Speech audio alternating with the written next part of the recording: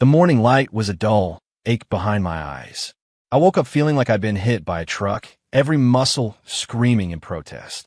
My first instinct was to roll over and fall back into the sweet oblivion of sleep, but as I shifted, my right hand brushed against something impossible. The skin was smooth, delicate.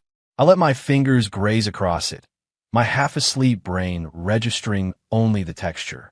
I gave a little squeeze. In response, a soft, sleepy murmur reached my ear. MMPH. My eyes snapped open. I whipped my head to the side, and my heart stopped. Lying next to me, tangled in my sheets, was Dr. Evelyn Reed, the undisputed legend of the political science department. Dr. Reed wasn't just a professor. She was an institution.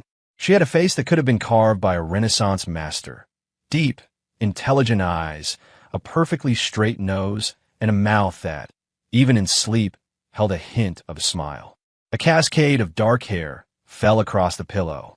Her figure was just as intimidating, a dancer's posture and an effortless grace that radiated a kind of fierce, intellectual beauty. Other professors' lectures were seas of empty seats. The front rows a desolate wasteland. But for Dr. Reed's classes, you had to show up half an hour early just to get a seat within the first 10 rows. The same guys who slept through every other class were suddenly front and center, bright-eyed, and taking meticulous notes. It was the last week of senior year. My friends and I had gathered at a dive bar, just off campus for one final goodbye. As the night wore on and the drinks kept flowing, the bar filled with the sounds of our class letting go. Off-key singing, heartfelt toasts, and the quiet sobbing of friends who knew this was the end of an era. I always thought I could hold my liquor, but by midnight, the room was spinning. I bailed on the party, stumbling out into the cool night air to make the trek back to my apartment. The gentle breeze did little to clear my head. As I shuffled down the dimly lit campus path, a woman in a white dress staggered past me, heading in the same direction. She was just as unsteady as I was.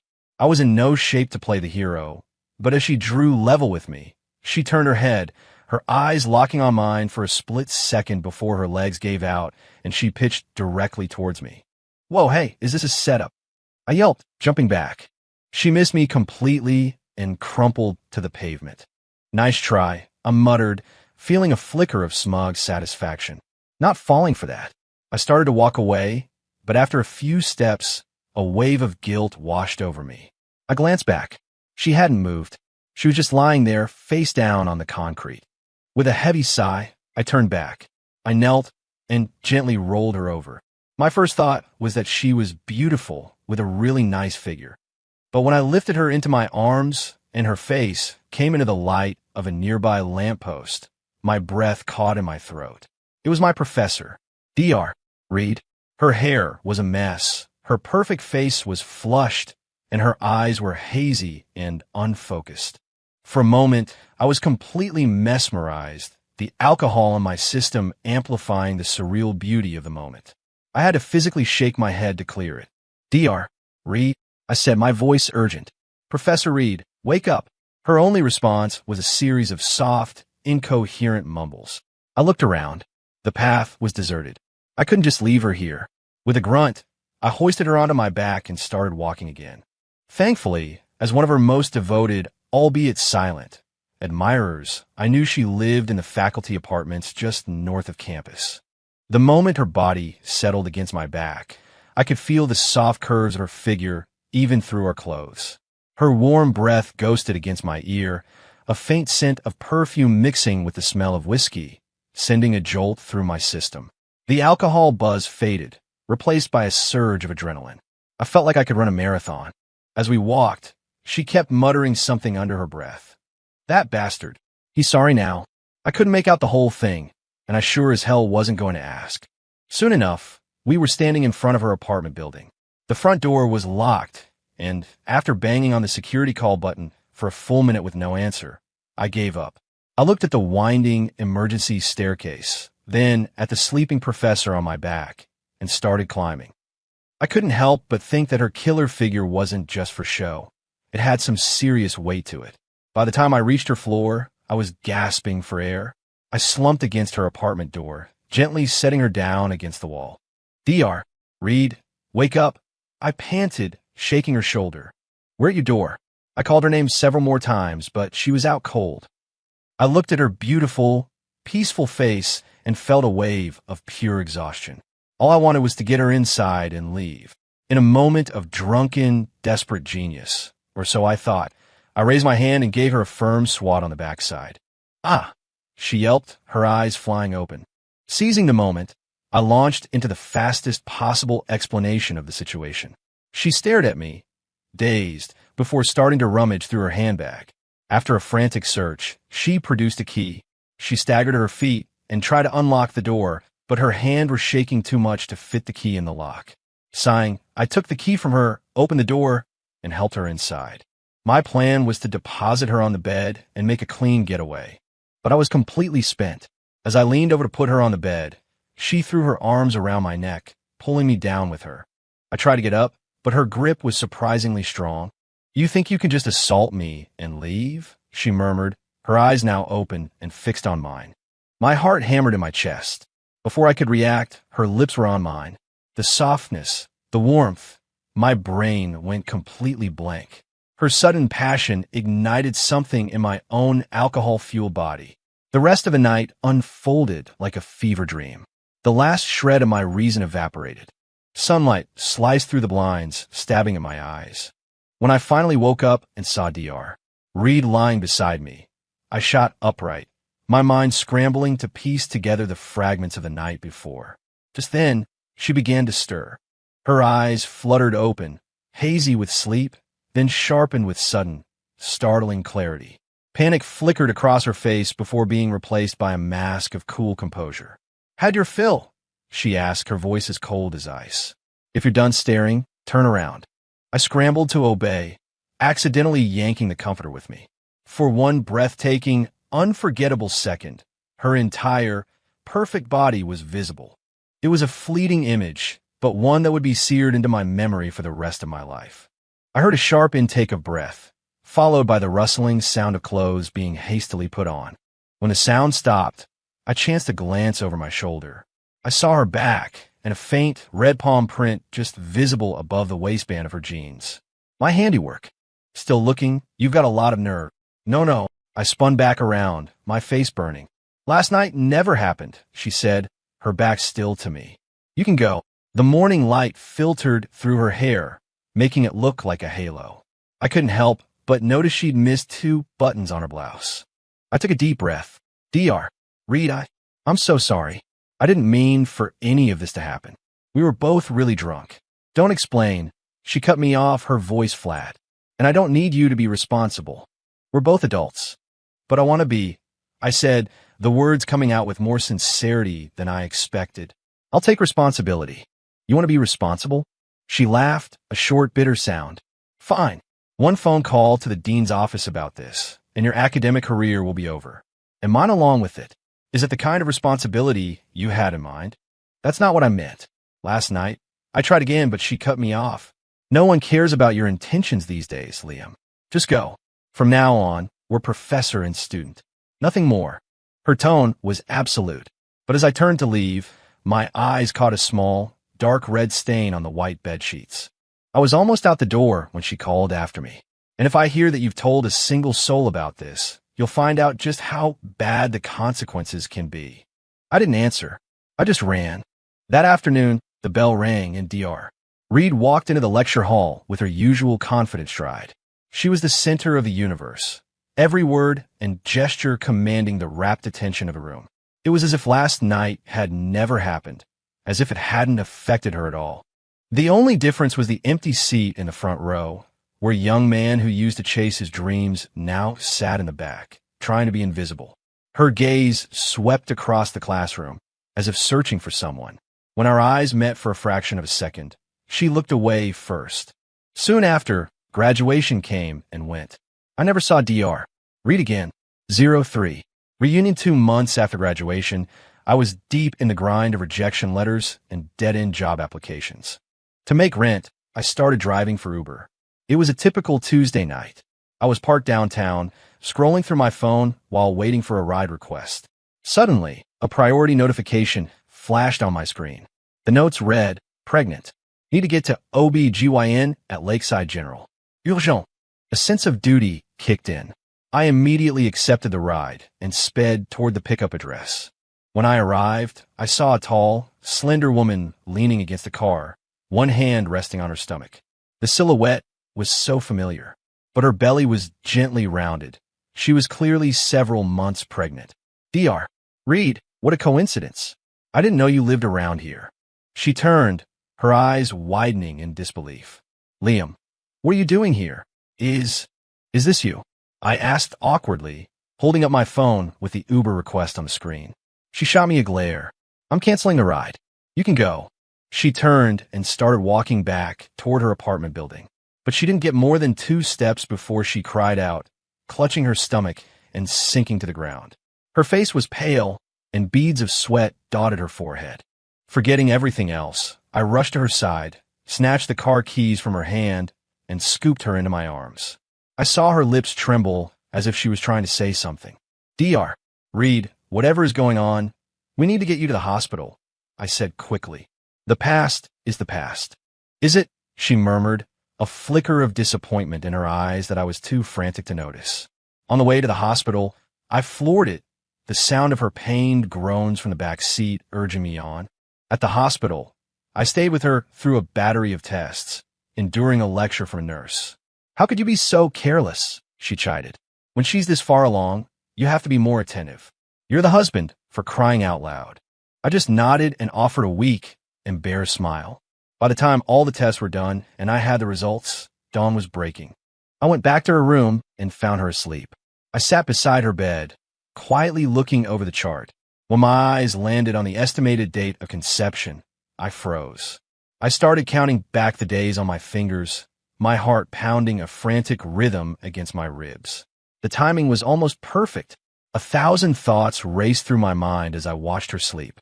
I checked the time, then slipped out of the room and bought some breakfast from the hospital cafeteria. But when I got back, I found myself pacing in the hallway, unable to bring myself to go inside. Suddenly, I heard a crash from inside the room.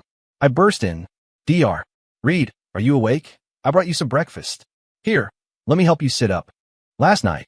Thank you, she said, her voice formal. Here, you should eat. Thank you, she repeated.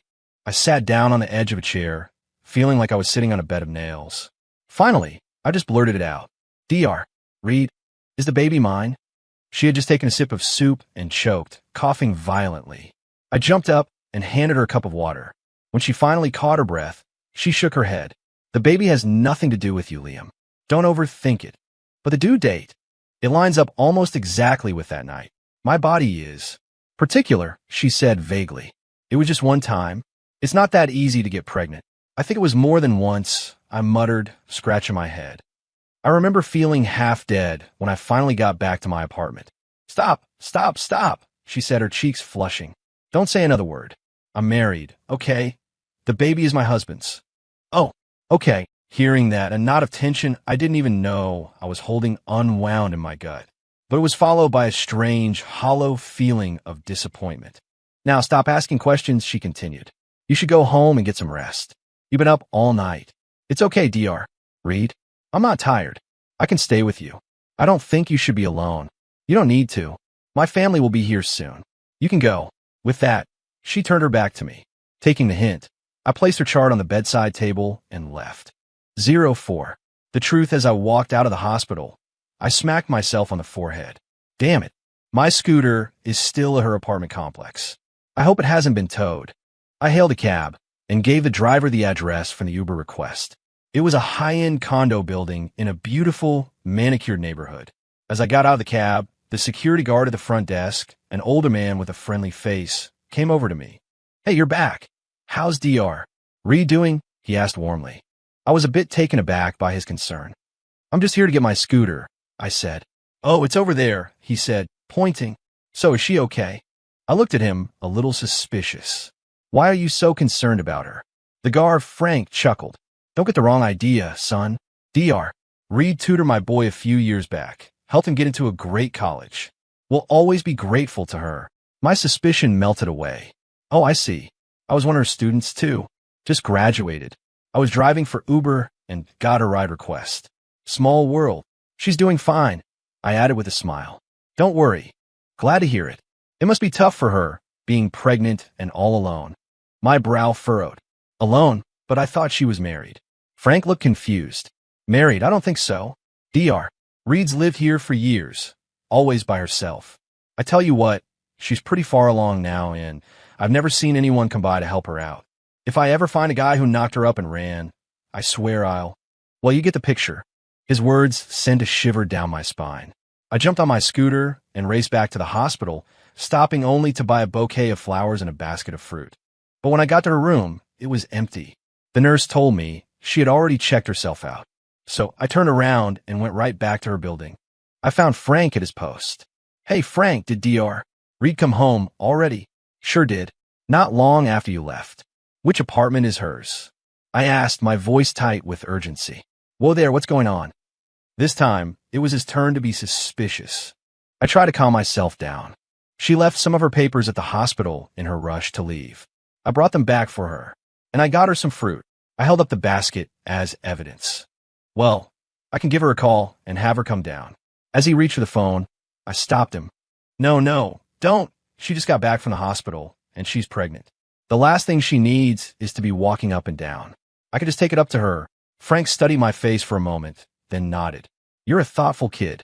She's in 8B, apartment 302. You take good care of her, you hear? I stood outside her door, took a deep breath, and knocked. The door opened. Liam, what are you doing here? She asked, looking surprised. Are you here for the money? I still owe you for the hospital bill and the Uber ride. No, that's not it, Dr. Reed. Here, these are for you, I said, handing her the fruit. Can I come in? I need to ask you something. It's not a good time, she said, blocking the doorway. But I wasn't taking no for an answer. I squeezed past her and into the living room. She closed the door with a sigh and followed me in. The second she was inside, I spun around and cornered her against the wall. Professor, I said, my voice shaking with emotion, you have to tell me the truth today. I'm not leaving until you do. She was clearly frightened by my sudden aggression. Her face flushed, and her eyes flashed with anger and fear. Let go of me. What are you doing? This is completely inappropriate. I stared into her eyes, my voice rising. You're not married. You don't have a husband. Why did you lie to me? Is this baby mine or not? Because if it is, I will take care of him. I will be a father. She didn't speak, her eyes a swirling mix of emotions, as if she was weighing 100 different options. If you don't tell me, then don't blame me for this, I said, and leaned in to kiss her. Her eyes went wide. A fraction of a second later, a sharp pain erupted in my mouth, followed by a blinding flash of light as my head snapped to the side. The side of my face was on fire. When my vision cleared, she was sitting on the sofa, looking at me calmly. Feel better now? She asked. I'm sorry, Dr. Reed. I apologized immediately. I was out of line, but I need to know the truth. Please. Fine, she said, her voice weary. If this baby was yours, what would you do? I'd do what a father is supposed to do, I said instantly. I'd raise him. I'd provide for him. A sad smile touched her lips, cutting off my fantasy. You don't even have a full-time job, Liam. You can barely support yourself. How are you going to support a child? Her words hit me like a ton of bricks, pulling me back to grim reality. Life isn't some fantasy you've cooked up in your head, she continued. It's rent, it's groceries, it's health insurance. You don't have a house, or a car, or any savings. Without a financial foundation, everything else is just talk. I wanted to say I would work hard, that I would dedicate my life to providing for them. But before I could get the words out, she spoke again. Whether this child is yours or not, I'm going to raise him myself. I'm not getting married, and I don't want you to bother me anymore. Go live your own life. I saw the finality in her eyes and felt a sharp pain in my chest. I knew she was right. I had no argument. I could only ask one last question. Dr. Reed, why did you decide to keep the baby? You said we should just pretend that night never happened. She seemed surprised by the question. Don't get any ideas, she said quickly. This has nothing to do with you. You saw my chart. You know my medical history. It's not easy for me to get pregnant. I wasn't going to give up my only chance to be a mother. Now, please go, she said, her voice softening slightly. Don't come back. I'll be fine on my own. For the second time, she kicked me out. I didn't know what to do or where to go. All I wanted was to go home, crawl into bed, and not think about anything at all. 05. The shift, I walked out of her apartment like a zombie. As I left the building, I ran into Frank again. He took one look at my face and grinned. She shut you down, huh, kid? No, no. You don't look no. You look like your dog just died. Come on. You're sweet on her, right? I saw the flowers you bought. Red roses. Classic. No. I repeated, trying to walk past him. Don't be so down, he said, grabbing my arm. Look, I may just be a security guard now, but back in the day, I married the prettiest girl in my town. You want a few pointers? I just stared at him, speechless. He seemed to take my silence as a challenge. You don't believe me? See that beautiful woman over there, having coffee with her friends? That's my wife. I followed his gaze and saw a stunningly elegant woman who looked at least 20 years younger than him. That's your wife? Seriously? Frank puffed out his chest. Don't ask how. The point is, you want my help or not? I can't guarantee it'll work, but I can at least help you get on her good side. He leaned in and whispered a few words of advice in my ear. When he was done, I looked at him with newfound respect. I thanked him profusely and told him I'd be back in the morning. As I walked away, I heard a yelp from behind me. I turned to see Frank's wife twisting his ear, scolding him for something. He saw me looking and gave me a pained, cheerful wave. The next morning, I was back at Dr. Reed's building bright and early, knocking on her door. The moment she saw me, her face clouded over with annoyance. You again. Are you ever going to give up? Before she could say more, I slipped past her, holding a grocery bag overflowing with fresh produce. What do you think you're doing? Making sure you get some proper nutrition, I said, heading straight for the kitchen. I checked out your kitchen yesterday. It's way too clean, which means you order takeout every night. I may not be able to buy you a car or a house, but I can damn well cook for you. From now on, I'm your personal chef. I immediately started making a racket, washing and chopping vegetables. After a moment, I heard her bedroom door click shut. She was too tired to argue. A little while later, a healthy, balanced breakfast was sitting on her dining table. Breakfast is ready. I called out softly. Just leave it there, she called back, her voice muffled. And don't bother me. I'll get it later. That was fine by me. I went back to the kitchen, cooked, and packed up a lunch and a dinner, labeled them with reheating instructions, and placed them in her fridge. I also took the liberty of throwing out a bunch of expensive-looking but long-expired food. I tidied up, took out the trash, and left without another word. A little while after I left, Evelyn emerged from her bedroom. She glanced at the breakfast on the table, a perfect, nutritious spread, but ignored it, having no appetite. She went to the fridge to get the half-empty carton of milk that usually served as her breakfast. When she opened the door, she didn't know whether to be angry or grateful. Everything else was gone. The only things left were a few pieces of fruit and the two neatly packed meals I had made, one for lunch and one for dinner, with a thoughtful note on how to heat them up. With a sigh, she went back to the table and started eating the breakfast I'd made. Later that day, she took the lunch with her to work. The next day, I was back at the same time. This time, there was less hostility in her eyes. She still went back to her room without a word, but when I saw the empty containers from yesterday in the sink and the empty space in the fridge, I felt a surge of triumphant joy. This became our routine. Every morning, I would show up, cook 3 creative and healthy meals for her, and then leave, never overstaying my welcome or trying to force a conversation. This went on for a month. Then, one morning, I arrived as usual and found her door unlocked. My heart leaped into my throat. I dropped the groceries and burst inside, yelling her name. I found her sitting on the sofa in her pajamas, looking at me with a bewildered expression. What is it? What's wrong? I caught my breath, embarrassed. Nothing. The door was open. I thought something might have happened. I left it open for you, she said calmly. You were 10 minutes late today. I glanced at my phone, about to make an excuse. But then she held out a key. This is the spare from my apartment. It's the only one I have, so don't lose it. And stop knocking in the mornings. You wake me up, and you're bothering the neighbors. Then she turned and went back to her room. I stood there, clutching the key in my hand, my heart pounding like a drum. I knew that my persistence, my shameless refusal to give up, had finally paid off. It was a small change, but it felt like everything. 06. The complication, but our quiet routine, was short-lived. A storm was coming. Her ex-boyfriend, Alex Vance, returned from an overseas post. He came back successful, confident, and proud, and the first thing he did was visit her parents. They were overjoyed to see him. They had always thought he and Evelyn were a perfect match, a power couple in the making, and had been devastated when their different career paths led to a breakup. After learning where Evelyn lived, he showed up at her door the very next morning. I was in the kitchen, prepping lunch and cleaning up when the doorbell rang. Evelyn opened the door and her face fell. "Alex, what are you doing here?" He smiled. "I'm back." Surprise. Then his eyes fell to her stomach, and the smile vanished from his face. Shock and confusion replaced it. "I checked," he said, his voice rising. "They said you weren't married, that you weren't even dating anyone. How are you pregnant?" "It was an accident," she said evenly. But Alex was growing agitated. He stepped forward and grabbed her by the shoulders. "An accident? What kind of accident?" "You owe me an explanation." Evelyn flinched, trying to pull away. "An explanation? I don't owe you anything." "You cheated on me," he sneered. "Cheated?" She shot back, her voice rising to match his. "You broke up with me when you took that job in London. We haven't been together in years." Hearing the shouting, I came out of the kitchen. Seeing him gripping her shoulders, I immediately moved between them, pushing him back. "Who the hell are you?" I asked, keeping my voice level, but my eyes were blazing.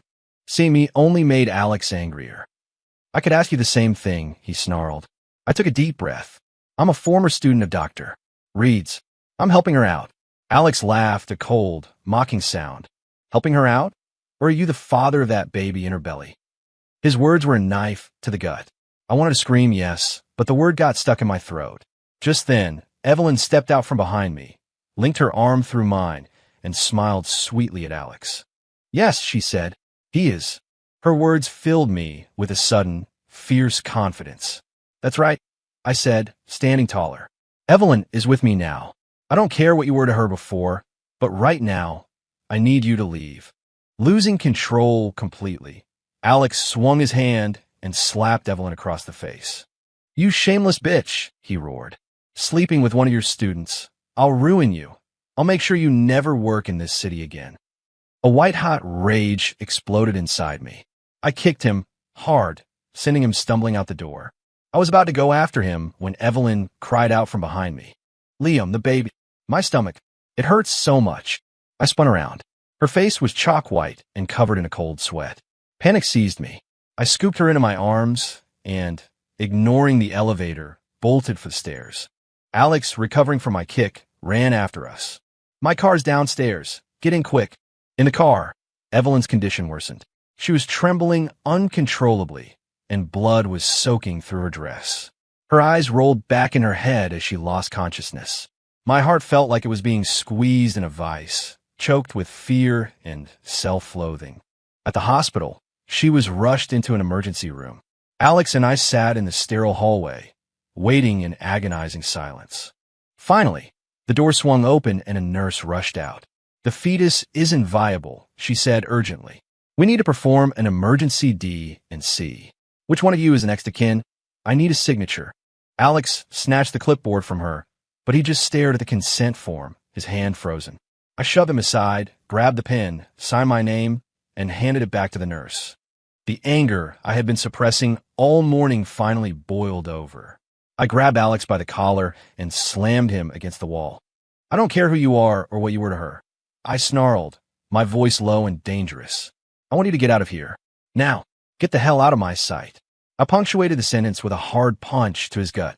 He doubled over, but then he started to laugh, a wild, unhinged sound. "It's over now," he gasped, pushing me away. "The baby's gone. Your only connection to her is gone. You have nothing. Evelyn will be mine." He straightened his shirt, smiled, and walked away. After what felt like an eternity, the emergency room doors opened again. The doctor came out, his face grim. "The patient is stable, but I'm afraid we lost the pregnancy," he said gently. "Given her pre-existing medical conditions, this trauma means it's highly unlikely she'll be able to conceive again." Evelyn remained unconscious for a long time. When she finally woke up and learned the baby was gone, her eyes became hollow and empty. She cried silently, refusing to speak. All I could do was sit by her bed, holding her hand, trying to offer what little comfort I could. For the next few days, Alex would show up with extravagant gifts, exotic foods, and expensive supplements. Evelyn never acknowledged him, but she never told him to leave either, so I couldn't throw him out. On the fifth day, Alex arrived looking impossibly handsome, holding an enormous bouquet of roses. I was about to tell him to get lost when Evelyn spoke for the first time in days. She asked me to leave them alone. I turned and walked out of the room, my heart a leaden weight in my chest. I sat on a bench in the hallway for what felt like hours. Finally, seeing that it was nearly lunchtime, I left the hospital. The afternoon sun was blinding. I walked aimlessly, my mind filled with images of Evelyn and Alex together, a profound sense of despair washing over me. When I returned to the hospital with her lunch, Alex was gone. I continued to care for her, and she didn't refuse me. Alex never came back. Days turned into weeks, and Evelyn's body slowly began to heal. On the day she was discharged, I was there early to handle the paperwork. We walked out of the hospital together. The sun was shining, but I felt no warmth. The silence between us on the drive home was thick and heavy with unspoken words. When we got to her apartment, I stopped at the door. She turned, a question in her eyes. "What is it?" "Dr. Reed, the baby's gone now," I said, unable to meet her gaze. "I couldn't protect you. I don't have any right to be here anymore." "Were you only here for the baby, Liam?" she asked softly. "Of course not." I burst out. "I've had a crush on you since I was a sophomore. After all this time we've spent together, how could I not have feelings for you? But I'm not good enough for you." "Not anymore." "Do you love me?" she asked, taking a step closer. "Yes," I said without hesitation. "I love you. I'd do anything for you." She didn't say a word. Instead, she grabbed my arm, pulled me inside, and slammed the door behind us, pinning me against it. I was so stunned I couldn't move. Before I could process what was happening, her lips were on mine, firm and demanding. When she finally pulled away, she looked me straight in the eye. "Whether or not you're good enough for me is my decision to make. And right now," she said, a small, triumphant smile playing on her lips, "I'd say we're even." She then turned, humming a little tune, and disappeared in her bedroom.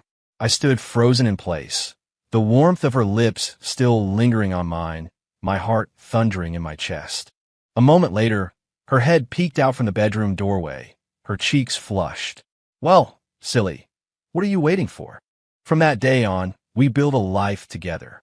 We cooked together, cleaned the apartment together, watched movies on the couch together. We fell into a messy, beautiful rhythm. Our love grew stronger every day, and after overcoming more obstacles than I could count, we finally found our way. I invited my entire graduating class to our wedding. My best friends couldn't believe it, loudly proclaiming that a rose had been planted in a pile of cow dung. I could see the envy in the eyes of every guy from our graduating class. The path to love had been confusing and painful, but in the end, we found where we belonged. I promised myself I would cherish this improbable, hard-won love and spend the rest of my life with my professor. And strangely enough, a year after we were married, Evelyn got pregnant again. All I can say is I must have some kind of magic touch. Apparently, I specialize in curing infertility.